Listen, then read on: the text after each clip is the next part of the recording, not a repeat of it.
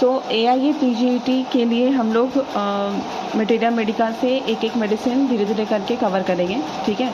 ये revision purpose से होगा एंड अगर कुछ कोई पढ़ना भी चाहे तो वो पढ़ सकते हैं एग्ज़ाम के पर्पस से। इसमें पर्टिकुलर जो है वो क्या क्वेश्चन आ सकता है बस उतना ही मैंने मेंशन किया है कि उस चीज़ का MCQ बन सकता है वो सब, ठीक है। विथ पिक्चर से क्या होता है कि आपको प्रॉपर याद हो जाएगा, ठीक है। Now so let's start magnesium carb. So पूरा नाम क्या है? Magnesium carbonicum. प्रूवर कौन है? हैनमैन। फॉर्मूला क्या होता है? MgCO3 3H2O। ये मिनरल किंगडम से बिलोंग करता है, सॉलिड फॉर्म में होता है और सॉलिड कैसा? Which is not soluble in alcohol और वाटर। एंड ऐसा जो मेडिसिन है इसका प्रिपरेशन कैसे होगा, किस क्लास से होगा? क्लास 7 से, ठीक है। कॉम्प्लीमेंट्री की बात करें तो मैग्नीशियम कार्ब का जो कॉम्प्लीमेंट्री है वो है कैमोमिला। इसको एंटीडोट, ये किसको एंटीडोट करेगा? ये आर्सेनिक एंड मरकरी को एंटीडोट करेगा, ठीक है। नाउ एक ओवरऑल व्यू लेते हैं कि मैग्नीशियम कार्ब में हमें पढ़ना क्या है, ठीक है। सो मैग्नीशियम ग्रुप जो है उसमें एक फीलिंग होती है ऑर्फन फीलिंग, जो बहुत ही ज़्यादा प्रोमिनेंट होती है, ठीक है। ऑर्फन फीलिंग से मतलब क्या हुआ?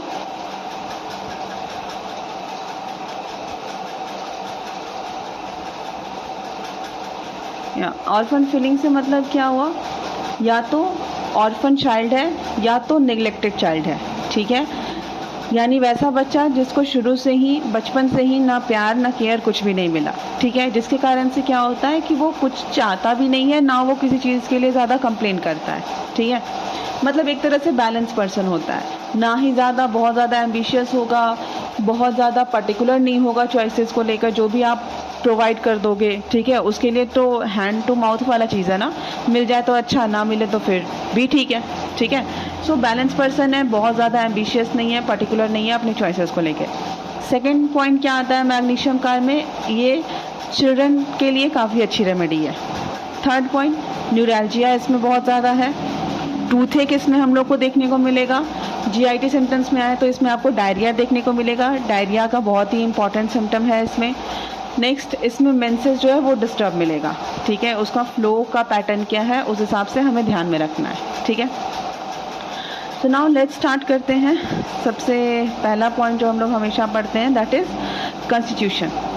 सो कॉन्स्टिट्यूशन की अगर बात करें तो एलेंस की नोट में मेंशन किया हुआ है for persons specially children of irritable disposition, nervous temperament, lakhs fibre, सार स्मेल ऑफ होल बॉडी, ठीक है। याद क्या रखना है कि मैक कार्ब का जो बच्चा होता है वो इरिटेबल होता है, नर्वस टेम्परामेंट का होता है, ठीक है।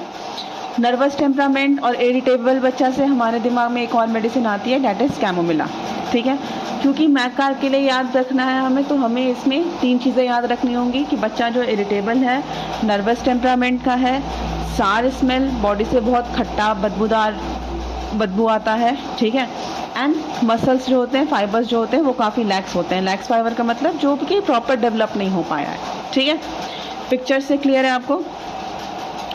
नाउ फिजिकल जनरल का पहला पॉइंट पे आते हैं। इसमें मेंशन किया हुआ है the whole body feels tired and painful, ठीक है। सो मैक कार्ब का जो पर्सन है उसका बॉडी काफ़ी ज़्यादा थका हुआ फील करेगा, बहुत ज़्यादा दर्द भरा फील होगा, specially the legs and feet, पैरों में काफ़ी ज़्यादा दर्द होगा इसको स्पेशली। एकिंग एंड रेस्टलेस, और पर्सन जो है वो काफ़ी बेचैन रहेगा, रेस्टलेस रहेगा। इसका सिम्टम हम लोग आगे देखेंगे, ठीक है। थर्ड पॉइंट पे आते हैं, unrefreshing sleep, more tired on rising than when retiring, ठीक है। ऑब्वियस ही बात है कि अगर कोई इंसान प्रॉपर सो नहीं पा रहा है, उसकी नींद प्रॉपर पूरी हो नहीं पा रही है, तो वो उठने के बाद और भी ज़्यादा थकावट फील करेगा। वही चीज़ लिखा हुआ है, more tired on rising than when retiring, मतलब जब सोने जाता है उस समय जितना थका हुआ है उससे कहीं ज़्यादा थका हुआ कब फील करेगा, अनरिफ्रेश कब फील करेगा, जब वो सोकर उठेगा, क्योंकि वो प्रॉपर सो ही नहीं पाया है, ठीक है। Next, inordinate craving for meet, ठीक है। इसमें मैक कार्ब में बहुत ही ज़्यादा क्रेविंग होती है मीट को लेकर बच्चों में, ठीक है। कैसे बच्चे? वैसे बच्चे जिनके पेरेंट्स में TB देखा गया है, ठीक है। सो उन बच्चों में इनऑर्डिनेट क्रेविंग मिलेगी, किस चीज़ की? मीट की। इसे याद रखना है। नेक्स्ट, पेन कैसा होगा इसका? फिजिकल जनरल ही पढ़ रहे हैं अभी।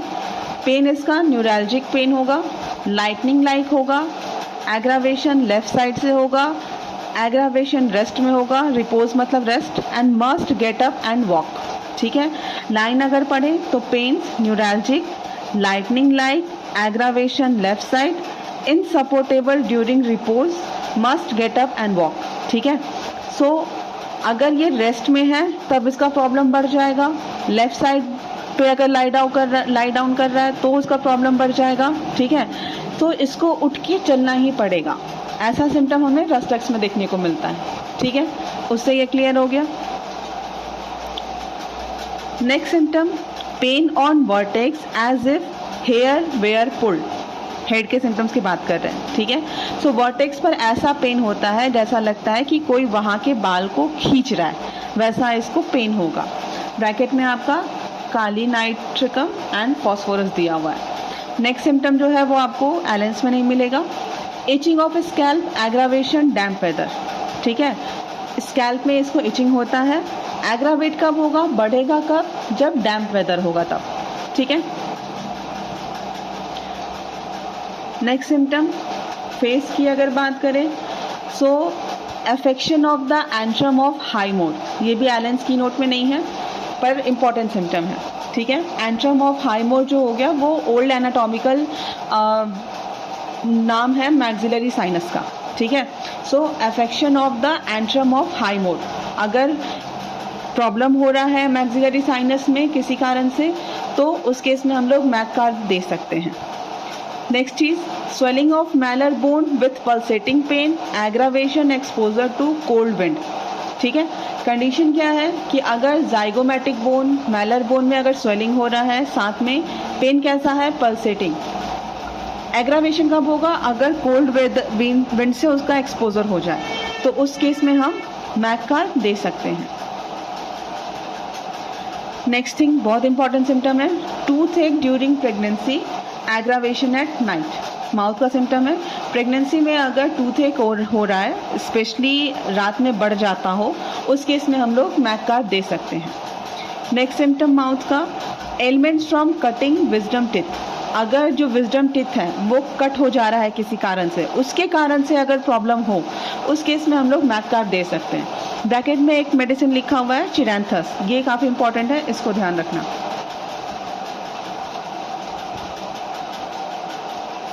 नाउ अब आते हैं जीआईटी के सिम्टम्स पे। एलेंस की नोट में अगर हम पढ़ें उसमें क्या मेंशन किया हुआ है? Spasmodic affections of stomach and intestine.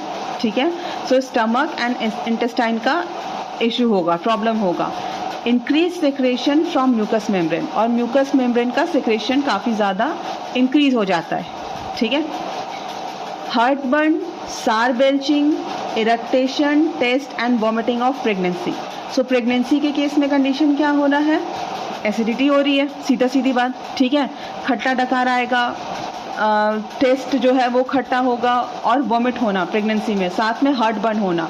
इस केस में हम मैक कार्ड दे सकते हैं प्रेगनेंसी के केस में। ठीक है,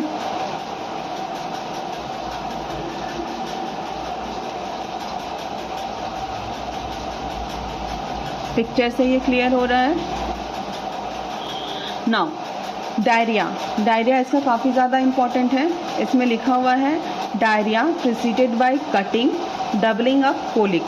ठीक है, यहाँ पे पिक्चर में आपको क्लियर हो रहा है, कटिंग पेन हो रहा है, डबलिंग अप से कोलिक हो रहा है। सिम्टम्स क्या है? डायरिया का।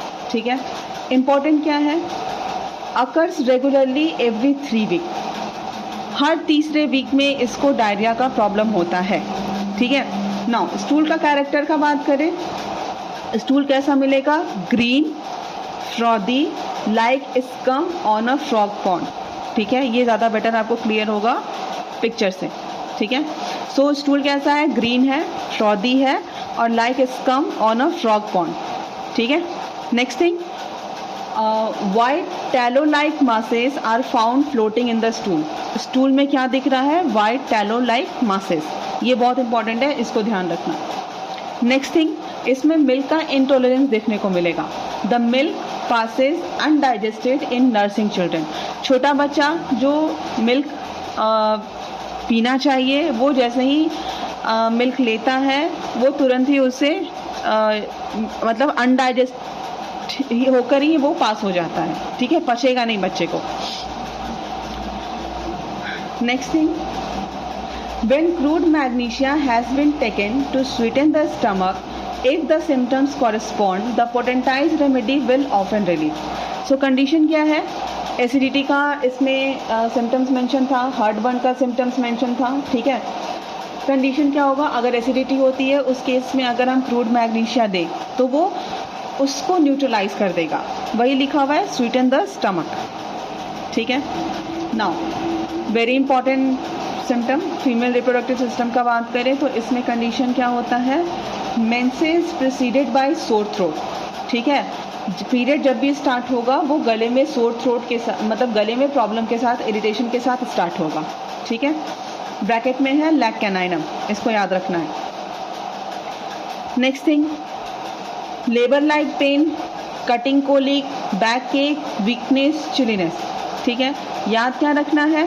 फ्लोज ओनली एट नाइट और व्हेन लाइंग। जब रात में मतलब रात का टाइम हो तभी इसका फ्लो होगा, और जब ये लाई डाउन लेटे रहेगी तभी इसका फ्लो होगा। तो ऑब्वियस सी बात है, रात में लोग सोते हैं तो दैट टाइम इसका फ्लो होगा, ठीक है। सीजेस व्हेन वॉकिंग, पर जब ये चलना स्टार्ट करेगी वैसे ही इसका फ्लो जो है वो स्टॉप हो जाएगा, ठीक है। ऐसा हमें एमोन्यूर में भी देखने को मिलता है, क्रियोजोट में भी देखने को मिलेगा। रिवर्स किस में मिलेगा? लीलियम टिग में, ठीक है। नाउ अगर ब्लड का कैरेक्टर देखिए, एक्रिड होता है, डार्क होता है, पिच लाइक होता है। पिच लाइक मतलब कीचड़ के जैसा, ठीक है। And difficult to wash off, मतलब उसका स्टेन इतना ज़्यादा स्ट्रॉन्ग होगा कि साफ़ करना उसको मुश्किल होगा, ठीक है। ये हमें मेडो में भी देखने को मिलता है।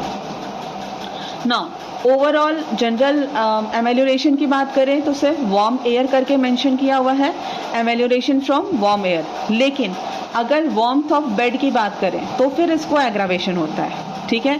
बट वार्मथ ऑफ बेड से आराम किसको मिलेगा? आर्सेनिक को, ठीक है। नेक्स्ट थिंग, एग्रावेशन किससे होगा? Change of temperature every 3 weeks, पढ़ा हुआ है। रेस्ट के फेज में प्रॉब्लम होगी, पढ़ा हुआ है। मिल्क इंटॉलरेंस है, पढ़ा हुआ है। एंड ड्यूरिंग मेंसेस जो प्रॉब्लम होती है, पढ़ा हुआ है, ठीक है। सो दिस इज़ ओवरऑल आपका मैथ कार्ड। अगर आप इस चार्ट को प्रॉपर फॉलो करते हो विथ पिक्चर्स ऑब्वियसली, तो मेडिसिन याद रखने में ज़्यादा प्रॉब्लम नहीं होगी, ठीक है। सो या